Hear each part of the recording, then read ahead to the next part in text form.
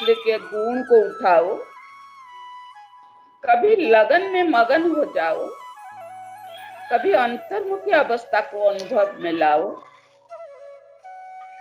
कभी सागर के नीचे चले जाओ, रत्न सब संग्रह करो। सागर का बाबा है सागर ना, बाबा सागर के नीचे चला जाओ। सागर के नीचे में क्या है? सब रत्न डिपोजिट है।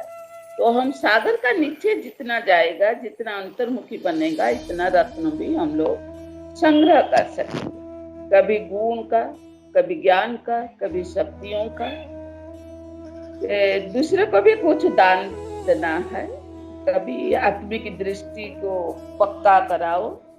आत्मिक की दृष्टि को पक्का कराएंगे तो कभी वृत्ति का ऊपर में, कभी आत्मिक दृष्टि का ऊपर में ध्यान दो, कभी वृत्ति का ऊपर में ध्यान दो, कभी बुद्धि रूपी घर को देखो, कभी बुद्धि है घर ना, कभी बुद्धि रूपी घर को देखो, कितना रत्नों से हम बुद्धि में भरा हुआ है।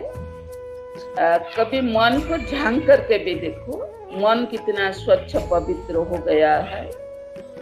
और तन बुद्धि में एक मन और बुद्धि में एक बाबा के सिवाय और कोई याद तो नहीं आता है। इसी को भी हम लोग को बार बार ध्यान देना है। ऐसे वेराइटी यादगार हमको अनुभव में लाना है। आप डेली आलू भट्टा खाएंगे तो आपको तो अच्छा नहीं लगेगा ना। डेली कितना आलू भट्टा आप खाएंगे? तो आलू को हम लोग क्या करते हैं, वेराइटी बना लेते हैं। कभी भाजी बना लेते हैं, कभी सब्जी बना लेते हैं, और कभी क्या क्या ऐसे अदली बदली करके हम लोग खा लेते हैं। तो आलू इसीलिए हम डेली खाने से भी हम लोग को बोर नहीं लगता है। ऐसे आप मन को डेली हर सेकेंड कुछ ना कुछ वेराइटी, कभी ज्ञान रूपी खाना खिलाओ और उसी में मर्ज हो जाओ, अपने प्रैक्टिकल जीवन में उसको लाओ। तो आपका जीवन क्या होगा? निराश उदास अनुभव नहीं होगा। जीवन जैसे हम लोग एंजॉय करते हैं, डेली खुशी उमंग उत्साह में भर जाएगा, अपने अंदर हिम्मत आ जाएगा। हर श्वास हमको क्या करना है? बाबा के सिवाय किसी को भी याद नहीं करना है। कभी कभी कोई बच्चा लोग बिंदी रूप में स्थित होना अभ्यास करते हैं। एकांतवासी होना अर्थात एक का लगन में मगन होना। मेरा तो एक शिव बाबा, दूसरा न कोई। बिंदी रूप में स्थित होने से क्या होगा ना, ये है मनुष्य का लास्ट स्टेज।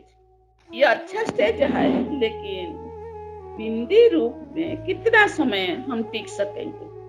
बिंदी रूप में टिक कर कर्म तो कर नहीं सकेंगे, रास्ता पर तो जा नहीं सकेंगे, एक्सीडेंट हो जाएगा। इसीलिए बाबा को क्या करना है ना, चलते फिरते याद करने का हम लोग को अभ्यास करना है।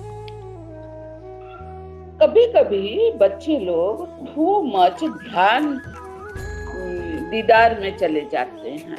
प्रभु एक सेकंड हमको साक्षात्कार करेंगे तो हम आपका ऊपर में बलि चढ़ जाएंगे। कोई गला काटने के लिए भी तैयार हो जाते हैं। लेकिन ध्यान रखना है, साक्षात्कार से थोड़ा समय हमारे मन खुशी होता है, लेकिन इसी से अपना पाप हमारा नाश नहीं होता है।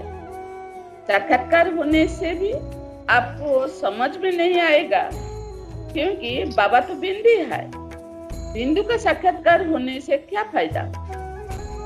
तो बाबा को याद करने से, बाबा को याद करने के लिए हमको क्या करना है?